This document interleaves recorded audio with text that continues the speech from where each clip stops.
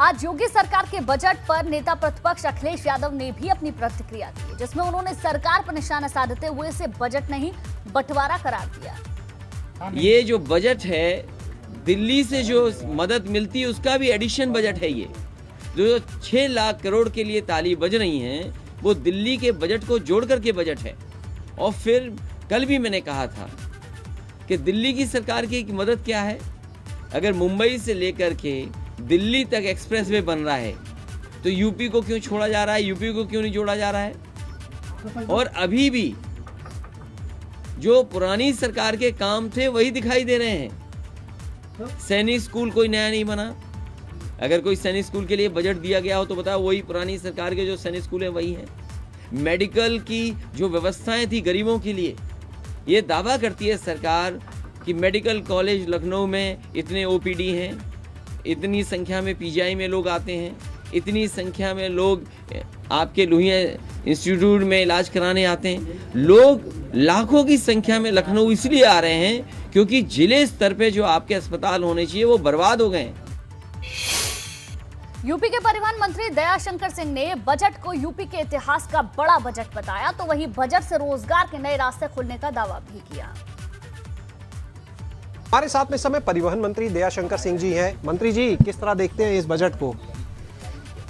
देखिए, बजट जो है ये उत्तर प्रदेश के इतिहास का सबसे बड़ा बजट है और इसमें समाज के हर तबके के लोगों को विशेष चिंता की गई है। विशेष करके दलित, महिला और समाज के जो अंतिम पावदान पर खड़े हुए व्यक्ति की, किसानों की, और सबसे बड़ी चीज़ मैं आपसे कहूँ तो नौजवानों की। नौजवानों के लिए इस बजट में जो बेरोजगारी दर उत्तर प्रदेश में 18% थी, उसको इस बजट में 2.9 पर ले आकर के माननीय हमारे सुरेश खन्ना जी जो वित्त मंत्री हैं, उन्होंने नौजवानों के लिए विशेष किया है। इस बजट से नौजवानों को रोजगार सृजन का एक बहुत बड़ा मार्ग प्रशस्त हो रहा है और ये उत्तर प्रदेश को उत्तम प्रदेश बनाने में इस बजट की महत्वपूर्ण भूमिका होगी। आज योगी जी का कंपटीशन अपने ही काम से जो 2017 से 22 तक किए थे, उसी को और आगे बढ़ाते हुए उन्होंने एक ऐतिहासिक बजट आज उत्तर प्रदेश विधानसभा में प्रस्तुत किया। योगी सरकार में कैबिनेट मंत्री जितिन प्रसाद ने बजट को ऐतिहासिक बताते हुए कहा कि बजट में गांव से लेकर शहर तक फोकस किया गया है। हमारे साथ में इस समय कैबिनेट मंत्री जितिन प्रसाद जी हैं, उनसे बजट पे बात करेंगे। मंत्री जी, बजट आ गया, अब तक का सबसे बड़ा बजट, आप किस तरह देखते हैं, क्या खास? नहीं, मैंने पहले भी आपसे बताया कि ऐतिहासिक बजट है। इतना बड़ा प्रावधान आज तक उत्तर प्रदेश के इतिहास में नहीं किया गया है और सभी विषय और सभी विभागों को महत्व दिया गया है और ध्यान रखा गया है कि ग्रामीण क्षेत्र की जनता से लेकर शहरों तक उनके लिए तमाम योजनाएं पे पूरा फोकस किया गया है। और जहाँ तक विभाग जो मैं देख रहा हूँ उसके बारे में मैं कह सकता हूँ कि एक बहुत महत्वाकांक्षी योजना बनारस के सौंदर्यीकरण के लिए और गंगा जी के दूसरे तट को डेवलप करने के लिए 500 करोड़ पहले किस्त उसकी स्वीकृत की गई है, जिस पे जो दर्शन होंगे बनारस में वो और सुखद होंगे और वहाँ ब्रिज और तमाम इंफ्रास्ट्रक्चर स्थापित किया जाएगा। और इसी बीच एक बड़ी खबर आपको बता दें, विधानसभा सदन की आज की कार्यवाही समाप्त। अध्यक्ष सतीश महाना ने कहा कि शनिवार को भी सदन बैठेगा, शनिवार को भी सदन की कार्यवाही चलेगी।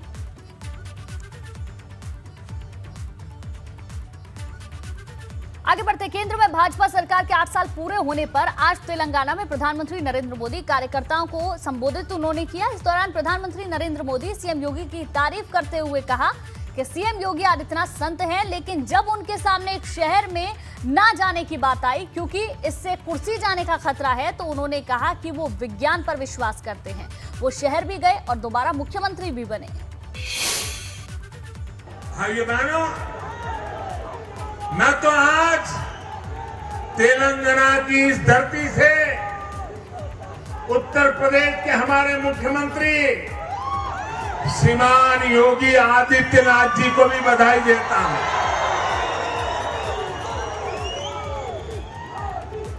उनके वो तो संत परंपरा से हैं, सन्यासी परंपरा से हैं। उनके कपड़े और वेशभूषा देख करके कोई भी बात मान लेगा, जब उनके सामने आया कि फलानी जगह पे नहीं जाना चाहिए, ढिकनी जगह पे नहीं जाना चाहिए, योगी जी ने कहा मैं विज्ञान में विश्वास करता हूं, और वो चले गए और दोबारा मुख्यमंत्री भी बन गए। अंधविश्वास को इस प्रकार से तवज्जो देने वाले लोग तेलंगाना को, उसके भविष्य को कभी संवार नहीं सकते हैं।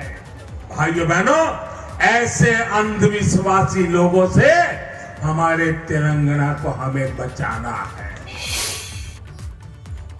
आगे बढ़ते हैं। 89 मामलों में जमानत मिलने के बाद सपा विधायक आजम खान जेल से तो बाहर आ गए, लेकिन आजम खान के सपना कहीं जाने वाली मौलाना मोहम्मद अली जौहर यूनिवर्सिटी पर योगी सरकार के बुलडोजर का डर अभी भी बरकरार है। इसलिए अपनी जौहर यूनिवर्सिटी को बचाने के लिए आजम खान ने सुप्रीम कोर्ट में अर्जी लगाई थी, लेकिन इस मामले पर आपको बता दें कल सुप्रीम कोर्ट सुनवाई करेगा। आपको ये भी बता दें, शत्रु संपत्ति पर कब्जा करके उसे जौहर यूनिवर्सिटी में मिलाने के मामले में हाईकोर्ट ने आजम खान को अब जमानत दी थी, तो ये शर्त रखी थी कि आजम को 13 हेक्टेयर जमीन जिला प्रशासन को वापस करनी होगी।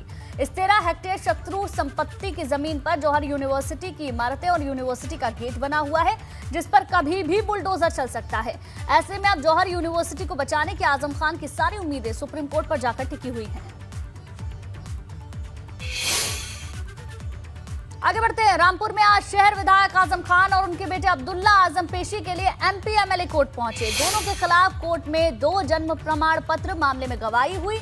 आजम खान जेल से छूटने के बाद एक बार पेशी पर पहले भी हाजिर हो चुके हैं। उनके साथ उनके बेटे भी कोर्ट में हाजिर हुए थे। एमपी एमएलए कोर्ट में आजम खान के खिलाफ कई मामलों के साथ 2 जन्म प्रमाण पत्र मामला भी विचाराधीन है। भाजपा नेता आकाश सक्सेना ने साल 2019 में थानागंज में 2 जन्म प्रमाण पत्र होने की शिकायत करते हुए मुकदमा दर्ज करवाया था। इस मामले में आजम खान, उनकी पत्नी तंजीम फातिमा और बेटे अब्दुल्ला आजम को आरोपी बनाया गया था। भाजपा नेता आकाश सक्सेना का आरोप है कि अब्दुल्ला आजम ने फर्जी जन्म प्रमाण पत्र लगाकर कम आयु होने के बावजूद विधानसभा चुनाव लड़ा था।